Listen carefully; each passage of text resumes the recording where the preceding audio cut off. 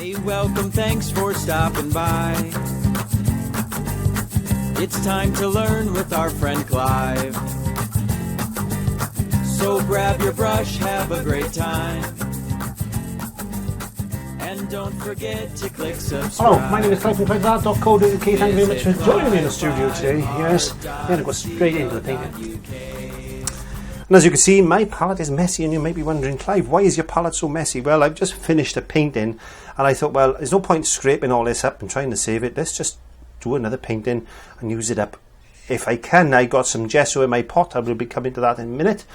There's my array of brushes, and well, that's basically it. I got some of my medium mix flow improver into my little pot. As you know, that's what I use to keep my paints from underbinding.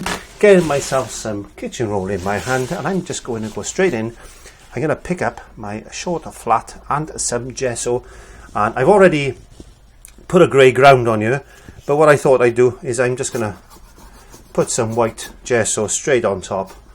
And I've been asked a question, Clive, why do you blend into gesso and not titanium white? Well, number one, titanium white is very expensive, and it's acrylic. This is not acrylic.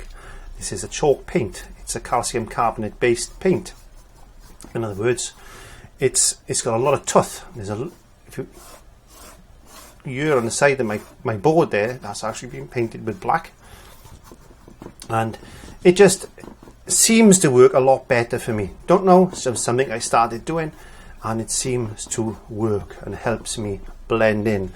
And putting that one down and picking up my ultra fine mist bottle. This is available on the website www.cliveart.co.uk. Yes, I gotta keep saying that because it's the only way I don't get paid for this. So I gotta get some income from somewhere, and I do a lot of videos.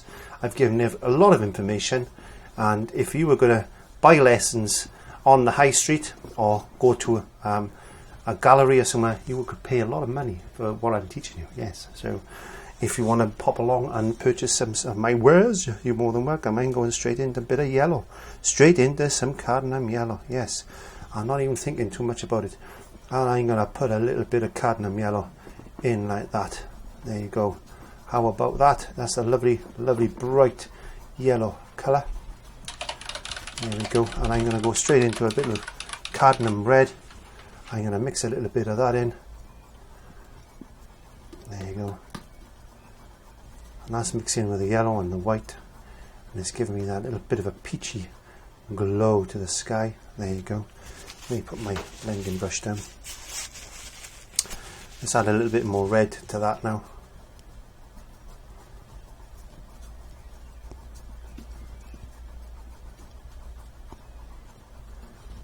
That's all I need to do with that. I'm going to get myself a blending brush. This is a pony hair blending brush, as you know, and I'm just going to tickle the back of my hand. That's about the pressure. The pressure is tickling the back of your hand. That's the pressure I'm using, and I'm just trying to sweep all that in, blend it all in. Don't worry if there's a little bit of yellow and a bit of red go into that white area. That is not a problem at all today. This is just a quick, easy painting. And this is quick and easy as that. Okay, I'm putting our blender straight into some water because I don't want it to dry. Picking up my hairdryer, I'm going to dry this. I'm going to try and do this within 20 minutes. Not drying, painting. Hey, welcome, thanks for stopping by. It's time to learn with our friend Clive. So grab your brush, have a great time, and don't forget to click subscribe. Visit clive5art.co.uk. Okay, I hope it doesn't lift because I haven't dried it as long as I should do. So when you do it, make sure where's my bin? There it is.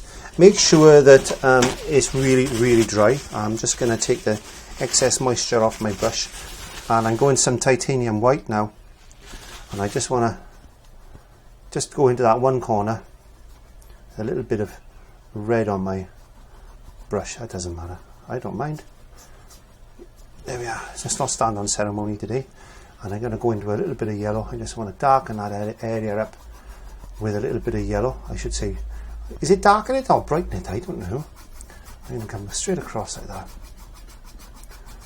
You could say brighten it, couldn't you? Or you could say darken it. Who knows? Blend that in. Just get a couple of little streaky marks like that. And this is good practice if you want to blend. It really is. Just get a canvas and just put some paint on, and there's very little paint on my brush, and just get used to a lot of moisture. Just get used to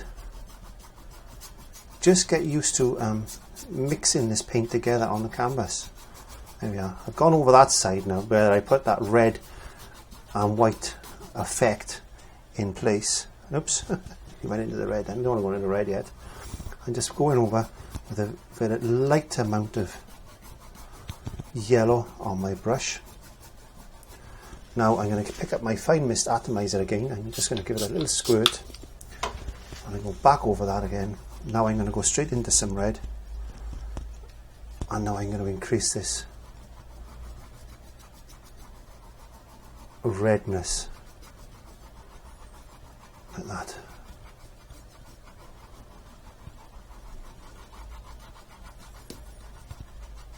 Very, very lightly, very, very little paint actually on my brush, but I want that orangey, reddy type of glow.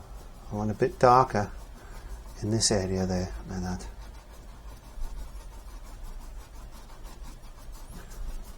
There you go. Just got a little bit of moisture on my brush. Just want to sweep that in a bit more yellow, and just keep doing this. Oops, too much. Just keep doing this. If you put a bit too much on, don't worry about it. Just recover. Acrylics are very forgiving colours, and if you're quick enough, you can recover most situations. You certainly can. Back into a little bit of white down here now. Just giving that a little bit of a sparkle there. Back into a bit more pure white into this corner. There you go. It's like as if the sun is in that one side. That's all I can say. That's all I can say. Okay, now I'll tell you what we could do. We could actually put a little bit of blue onto our palette. It doesn't matter what blue. I'm just picked up the first blue I could get my hands on. Just pick up a little bit of blue like that. Just pick up a little bit of blue. Get a little bit of red. Find a spot. Put him down. Touch of blue. And let's make a little purple colour. Purple colour. There you go. Bring a bit of white over to it, because we don't want it too dark. No, we don't. Nice purpley colour. There you go. Nice purpley colour. Bit of moisture. Okay. Get your brush. Take excess off. Take the excess off your brush. And now in this corner, just on that edge there, just very, very lightly. Don't need a lot. Don't need a lot. And just put a bit more. Pick up a bit of red again on your brush. Take the excess off, and let's try and bleed that in. Bleed that in like that. And we've done similar sunsetty scenes. I'm just changing my brush. I'm going. Just changing my brush. It's just changing your brush. Yes, I am. Just changing my brush. I want to darken that red in. Like that.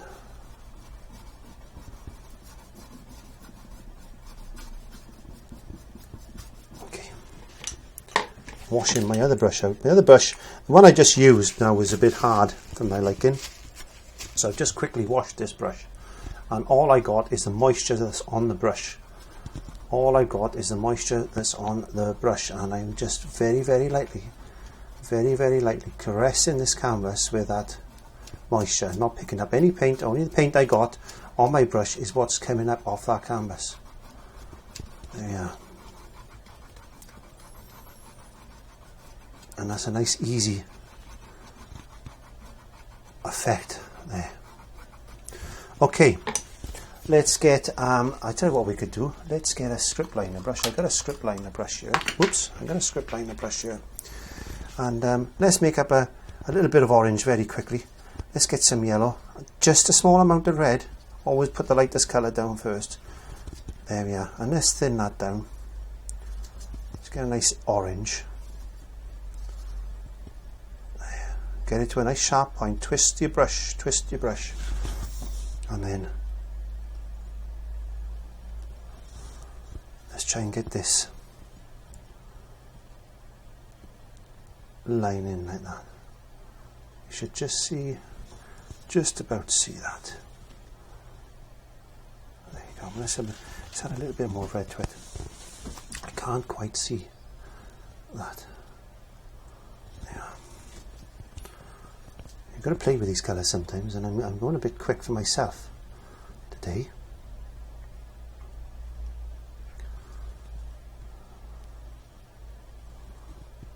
There you go. And let's lighten that up with a bit of white.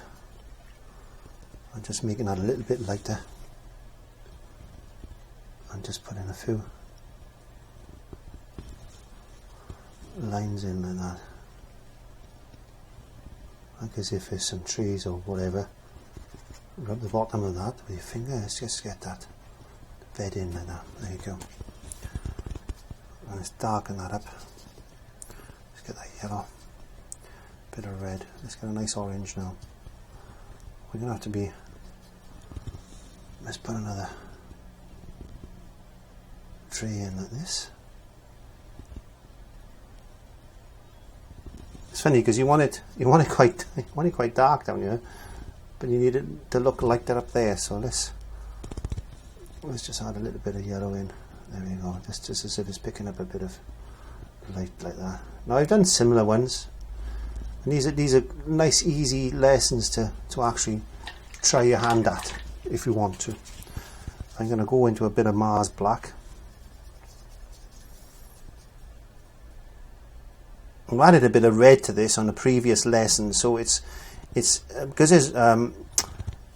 there's blue in Mars Black. This does tend to go a little bit more on the grey, purpley grey side. And holding your brush like this, and just pull up, making sure it's nice and loaded. Let's pull up a trunk like that. There you go. And let's put a branch going backwards like that. There you go. And let's put another one out there.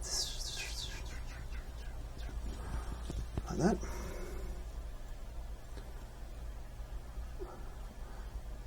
You can go either way if you wanted to. Don't forget, if you do what I'm doing now, you're going to have less control.